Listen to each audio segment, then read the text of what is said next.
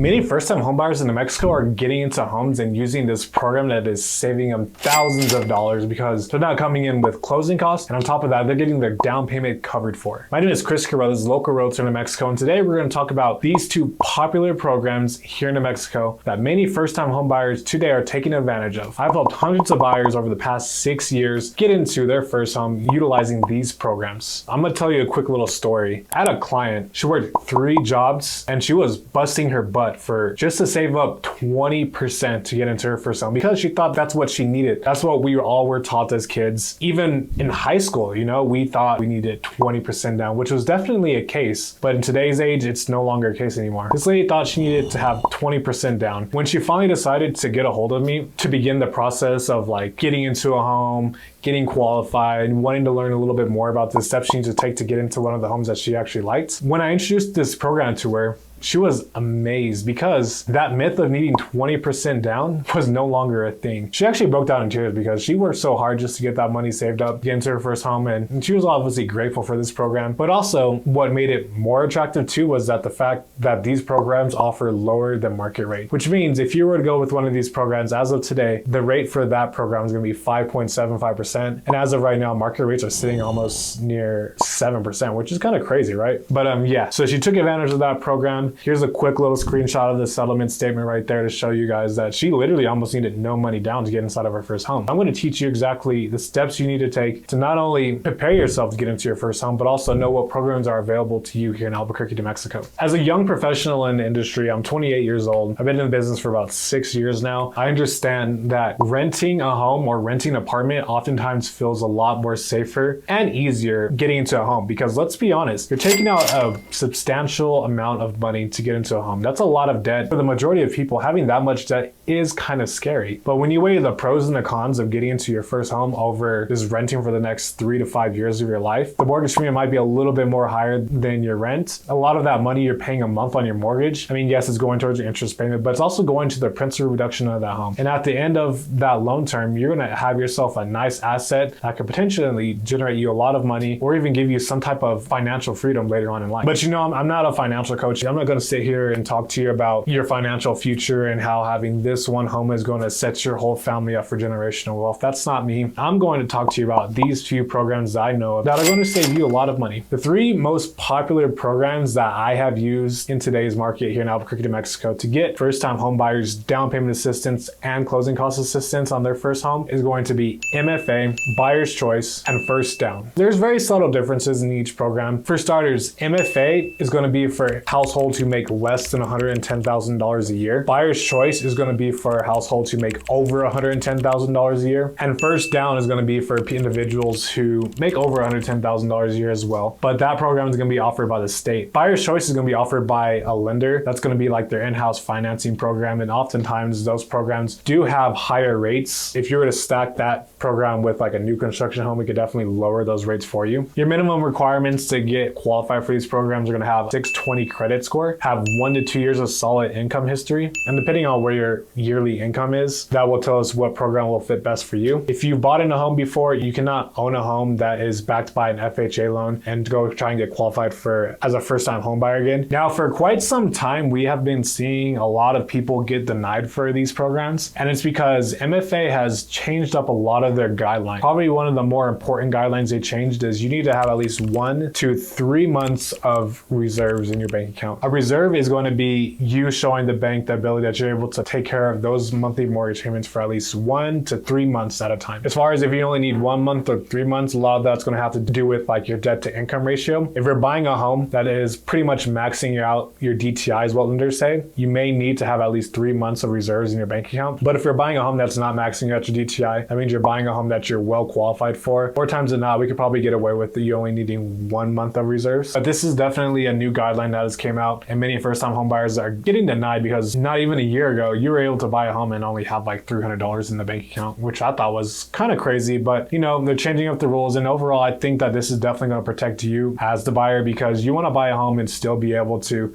carry on with your lifestyle and not have that mortgage payment affect your lifestyle at all. But like, how does it work? Like, how do you get this money? Like, what's the catch? A lot of people think that this is free money, that this is just money given to them and they don't have to pay back. That's wrong, because if you were to use the MFA to get yourself into a home, they cover your down payment for you, which on a $300,000 home is like around $10,000 you need to put down. MFA will cover that $10,000 for you, but what they do is they wrap that $10,000 into a 0% interest rate loan for the next 10 to 15 years of your life. So what that means for you is not only will you have your mortgage payment, but you'll also have $30 to $40 a month extra payment on the side that you have to make towards that $10,000 that you use from the state to buy your first home. Now, it's not a crazy amount of money, but it's definitely a monthly cost that you want to take into account when you are out home shopping, because not only will you have your mortgage payment, but you'll also have that second mortgage payment, which is sent to MFA. But you know, it's there and you're able to get yourself into the first home and eliminating that need to have a lot of money down. It's at a 0% rate as well. So there's no interest rate tacked onto that, which is why people say free money, because there's no money added on top of that. That's just a flat 0% rate that you pay back over 10 to 15 years. So overall, that's how it worked. Now with buyer's choice and FirstDown, it's a little bit different. They do add an interest rate on top of that second mortgage payment. If you're making over $110,000 a year, I would say you could definitely afford to take care of that second mortgage payment first and getting rid of it, and then moving over to the primary mortgage. Of course, you have to pay both of them at the same time. But see, this is where a lot of first-time home buyers are stacking their down payment assistance on top of buying new construction homes. I'm not oblivious to the market. I see that the market is showing rates at like 7% plus sometimes in different areas. Right now, many new construction communities and builders here in New Mexico are offering a lot of incentives for people who come in and purchase their homes. Once you get qualified for the MFA or one of these other programs I just mentioned, you could take that and stack that on top of the incentives that these builders are already giving you. Because when you're purchasing your first home, not only do you have your down payment, but you also have something called closing costs. Your closing costs typically cost 1.5% to almost 2% of the sales price of that home. Now, if the realtor you're working with knows a little thing or two about closing costs, like myself, they're gonna know how to get the seller to pay for those closing costs for you. These builders are giving massive incentives like $35,000. I even seen some builders give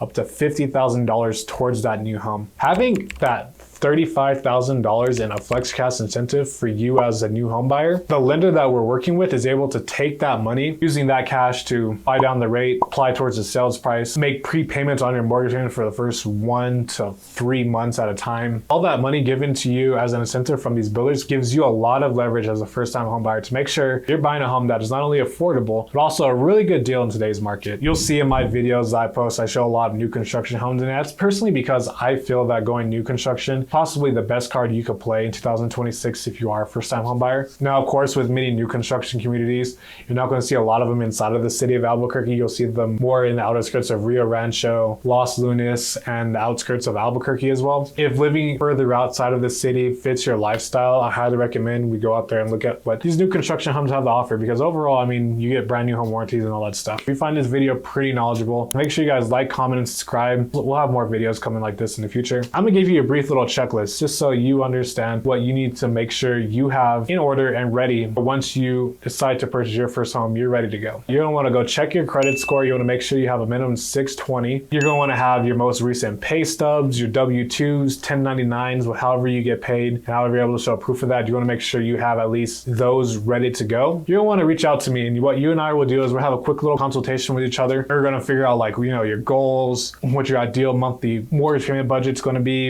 and we're just going to go over the process of like what is expected of you as a home buyer and what is expected of me. And after we have that conversation with each other, I'll go ahead and send over an online application for you to fill out. My lender, he does soft pulls on your account, so you don't have to worry about this ever affecting your credit score. And from there, he's able to determine what programs you are able to get qualified for, how much you can potentially get qualified for as well. When you are shopping around for lenders, you just want to make sure that they have access to these programs. A lot of out-of-state lenders do not have access to these programs, but local lenders will. But after that, once we figure out that you are indeed qualified for these homes, that's when you and I will get together and we get to go house shopping together. Now, if you found this video pretty informative, make sure you guys like, comment, and subscribe. And if you want to figure out if you potentially can get qualified for these programs, send me a message. All of my information is going to be in that description box below. See you next video.